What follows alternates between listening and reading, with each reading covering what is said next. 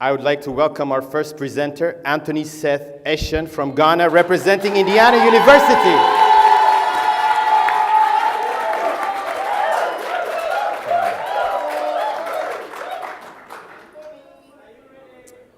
Good morning to us all.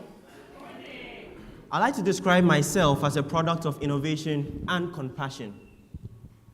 30 years ago, I was born in a rural community in the northern part of Nigeria. I was born low birth weight and had the first few months of my life fraught with illnesses. I was tipped not to survive, but I did. Why? Because the medical doctor who attended to me was compassionate enough and made little innovative efforts to support my body's physiology, despite the fact that he lacked the prerequisite medical equipment. 30 years on, I am a medical doctor, and I have a dream of helping babies born prematurely in rural under-resourced communities in the districts that I work. Now, my dream became my mission when I first encountered baby K. Imagine hearing the cries of a baby, not from his mother's bosom or from his home, but from a pit latrine. That was the start to life for this baby. He was born prematurely to a teenage mother who didn't want him and thus discarded him to die in this pit latrine. A passerby was attracted by his dismal cries and went to his rescue and brought him to the hospital that I work. I was on duty that day. When I first set sight on this baby, my heart sank. This was a little innocent baby struggling to survive. We had to resuscitate him, but he came down with a severe form of blood infection, which required him to be hospitalized for several weeks. He required the services of an incubator, which we didn't have. So we had to keep him warm with warm blankets and nurse him under a 40-watt incandescent bulb. But our little champion fought on and survived. Now, this success story cannot be said about the many other babies born prematurely across sub-Saharan Africa. The World Health Organization pegs it that 1 out of 2 babies born prematurely, less than 32 weeks of pregnancy, die in sub-Saharan Africa, compared to an almost negligible mortality rate in the developed world. Startled by these statistics, I founded the Premise Focus Group, a group whose charge was not only to ensure the survival of these babies, but ensure they had the best possible start to life.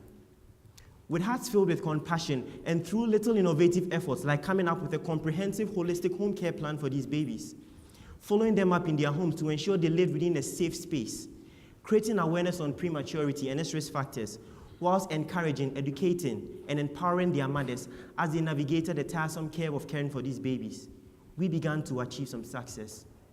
Soon, 4 more babies survived, and 10 more, and 15 more. My story is a reflection of the African story. All of us are leaders in various regards, be it in agriculture, business, law, education, you name it, and likewise have identified challenges in our communities that we intend to solve.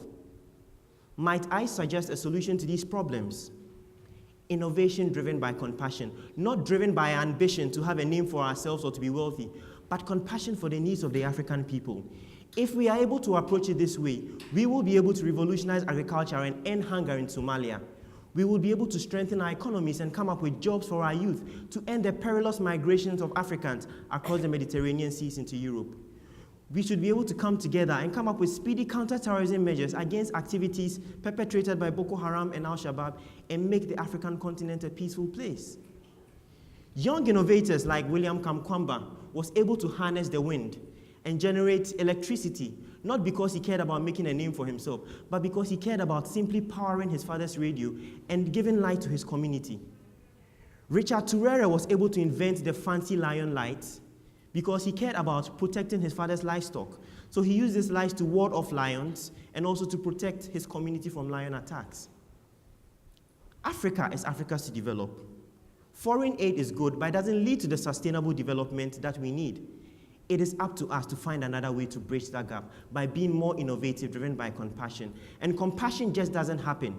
It happens when we are able to relate with the problems. So it's up to us to roll up our sleeves, go into the community, understand the people, understand their problems. And when we're able to have an experiential knowledge of these problems, then we'll be able to come up with long-lasting solutions. It's difficult, it's tough, but we are tough young African leaders and can do it the tough way. And when all is said and done, and the sun sets on our generation and rises on the new generation, they developed and transformed Africa, an African continent where all babies born prematurely will survive. Then and only then will our names be considered worthwhile to be mentioned alongside great names like Nelson Mandela? Thank you very much.